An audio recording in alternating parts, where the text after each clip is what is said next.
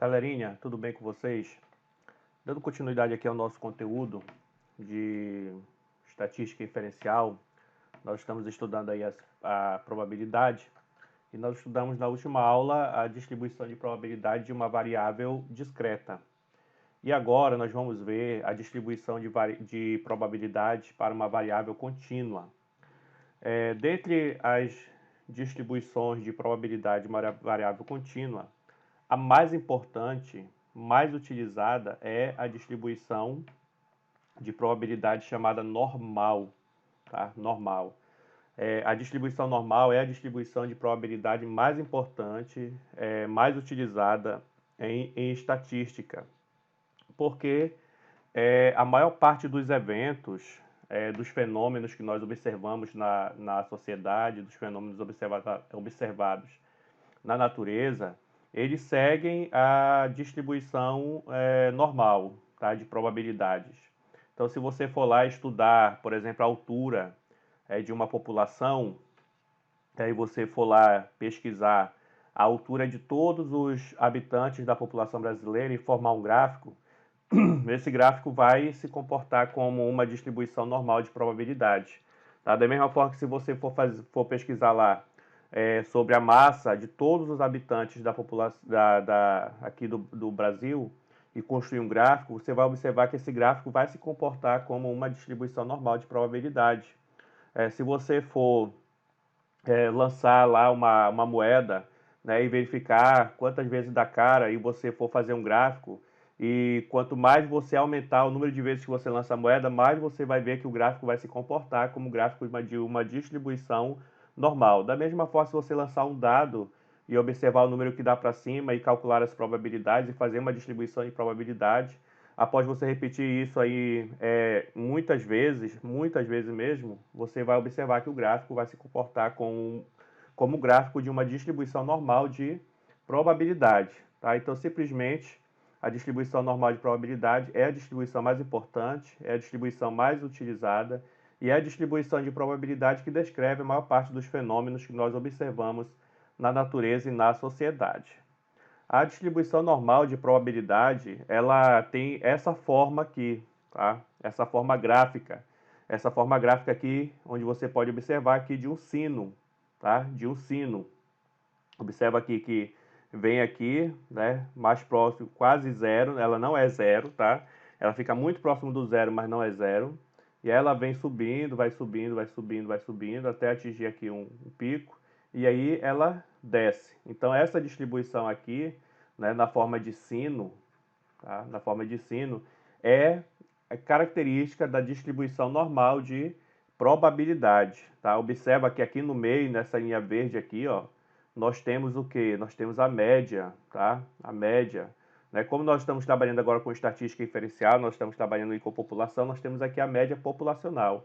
Né? E se você uma das características da distribuição normal, né, é que ela é simétrica em relação à média. Então aqui você tem esse eixo aqui que divide o nosso gráfico ao meio, né, ele é o eixo da média aritmética, né, e desse lado aqui, né, ele é exatamente igual a este lado aqui, porque esse gráfico é simétrico em relação à média. Tá? Então esse é o gráfico característico de uma distribuição normal de probabilidade. Eu já tinha apresentado para vocês esse gráfico quando nós estudamos lá o desvio padrão, né, e a variância, né, eu mostrei para vocês a aplicação, nós vimos esse gráfico lá, tá? Então é um gráfico que vocês vão ver bastante e nós vamos ver quais são as características, né, as propriedades deste gráfico a partir de agora.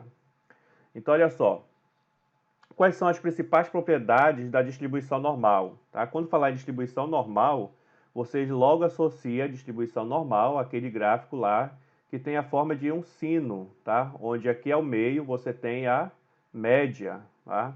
Então, quais são as propriedades? Olha só, a primeira propriedade diz que a variável aleatória x, né, ela pode assumir todo e qualquer valor real. Tá? Essa variável aleatória, nós já vimos lá na primeira aula que é uma variável aleatória, né? Nós chamamos ela de x maiúsculo aqui, né? E ela pode assumir todo e qualquer valor real, ou seja, dentro do conjunto dos números reais, a variável x aleatória pode assumir qualquer valor. A segunda propriedade diz que a representação gráfica da distribuição normal é uma curva em forma de sino, tá? Que é esta curva aqui que eu apresentei para vocês anteriormente, tá? Simétrica em torno da média, que recebe o nome de curva normal ou curva de Gauss. Então, olha só, o nome desta curva é curva de Gauss, tá? Curva normal ou curva de Gauss, tá? Observa aqui que ela é simétrica em torno da média, né? Aqui no meio nós temos a média e este lado aqui é igual a este lado, porque esta curva em forma de sino, a curva normal, curva de Gauss, ela é simétrica em torno da média, tá? A área, uma propriedade importantíssima, né, da distribuição normal, é que a área total limitada pela curva e pelo eixo das abscissas é igual a 1, tá? Já que essa área corresponde à probabilidade da variável aleatória x assumir qualquer valor real. Então, olha só, aqui vocês estão vendo aqui, ó, essa linha daqui de baixo, ela representa para mim o meu eixo x, tá? O eixo lá do plano cartesiano, né? O meu eixo x, tá? Vou colocar aqui, eixo x. Então, se você pegar e calcular esta área aqui, ó, se você calcular esta área que fica entre a linha azul, que é a linha da curva normal, e o eixo x, que é o eixo das abscissas, esta área daqui, né, se você calcular esta área vai ser igual a 1. Né? Lembra que eu falei para vocês que numa distribuição de probabilidades, a soma das probabilidades sempre é igual a 1. Tá? E esta área aqui, que eu já sei agora, que sempre vai ser 1, ela nada mais é do que a minha probabilidade. Tá? Então, a minha probabilidade está determinada por esta área. Tá? Aqui é a probabilidade, né, da variável x assumir um determinado valor aqui da minha distribuição. Tá? Então, essa é uma propriedade interessantíssima, importantíssima aí da distribuição normal, tá? Que a área limitada pela curva e o eixo das abscissas é sempre igual a 1. Tá? E esta área aqui é a probabilidade, tá bom? É a probabilidade. Então, por exemplo, aqui nós temos o 24. E qual é a probabilidade, né, da nossa variável assumir esse valor aqui de x igual a 24? Aí eu venho aqui e traço aqui uma linha vertical em cima do 24, até ela tocar aqui no eixo da linha azul aqui, ó. Então eu vou ter esta linha aqui, né? E aí observa que juntando a média aqui, ó, eu tenho uma área aqui, ó. Tá? Então essa área é a probabilidade da minha variável x assumir o valor 24, tá bom? A outra propriedade importante é que a curva normal é assintótica em relação ao eixo das abscissas. O que é esse assintótica, né? Aí explica que aproxima-se indefinidamente do eixo das abscissas sem, contudo, alcançá-la. Então, olha só, numa curva normal, né, o eixo, o gráfico da curva normal, ele vai ficar muito próximo do zero, né, sem, contudo, tocar o eixo. Tá? Ele vai ficar muito próximo aqui do eixo x, tá? Sem, contudo, tocar o eixo x. É por isso que ele chama ela de assintótica. Tá? Como a curva é simétrica em torno da média, a probabilidade de ocorrer valor maior que a média é igual à probabilidade de ocorrer valor menor do que a média. Isto é, ambas as probabilidades são iguais a 0,5 ou 50%. Tá? Então, isso aqui você observa aqui na curva. Ó. Aqui eu vou desenhar aqui novamente. Então, aqui está a nossa curva normal. Tá? Aqui está a nossa curva normal. Aqui está a média eu já sei que ela está bem ao meio, ela divide a curva normal ao meio, tá? E eu já falei para vocês que essa área que está entre o eixo x e o gráfico da curva normal, esta área vale 1. Como ela é simétrica em torno da média, significa que esta área aqui, que eu vou chamar de A1, é igual a esta área aqui, que eu vou chamar de A2.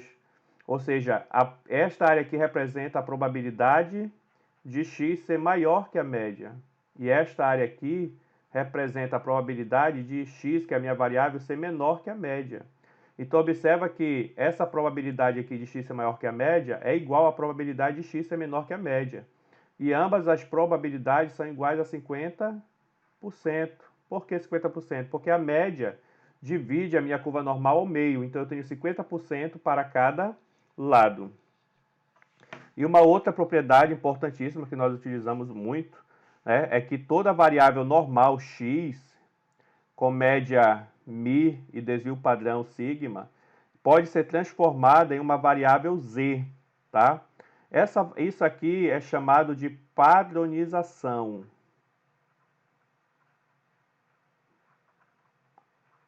Ou normalização.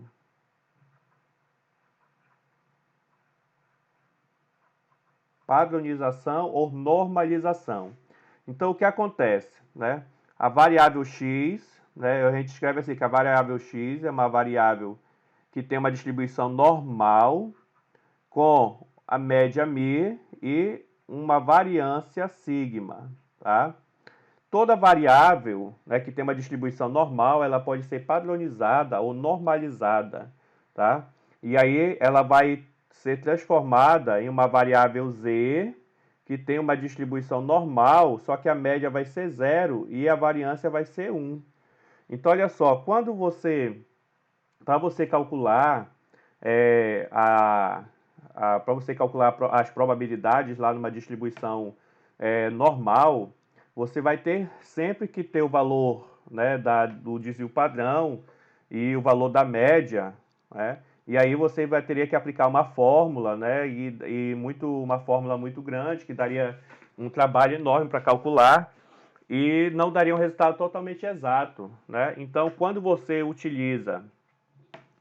transforma essa variável x nessa variável z, você possibilita a resolução das questões dos cálculos de probabilidade através de tabelas, tá? Então, por que eu transformo a variável x numa variável x numa variável z? Porque eu tenho tabelas prontas que já me dão o valor da probabilidade em função desse valor de z. Então, se eu tenho o valor de z, eu olho numa tabelinha e essa tabelinha já me dá a probabilidade e com isso eu já consigo resolver os meus problemas, tá bom? E a tabela é justamente essa daqui, ó. Isso aqui é a chamada tabela normal padrão, tá? Tabela normal padrão. E essa tabela normal padrão, ela vai me dar, né, a área, né, que é essa área aqui, ó, entre 0 e o valor de z. E esse valor de z aqui é justamente esse valor de z, né, que eu vou achar aqui. Então, eu tenho uma variável x, aleatória x, aí eu transformo essa variável aleatória x em uma variável aleatória z por esta expressão aqui, tá? Com esse valor de z, eu venho aqui na minha tabelinha, tá? Eu venho aqui na minha tabelinha, e aí eu procuro aqui, ó, aqui eu tenho valores de z com uma casa decimal, e aqui eu tenho a segunda casa decimal. E aí eu faço o cruzamento dos dados e acho o valor de z. E acho o valor da área. Então, tendo o valor do z que eu achei no passo anterior, achando o valor de z aqui, eu venho para cá, né, localizo esse z aqui, a primeira casa decimal, a segunda casa decimal e acho. Esse valor que eu acho aqui, ele corresponde a essa área aqui do gráfico, ó, tá? Vou fazer aqui maior. Então, aqui é a minha curva normal, né? Então, aqui eu teria a minha média, né, que na normal padronizada, isso aqui é 0. E aqui eu teria o valor de z, tá?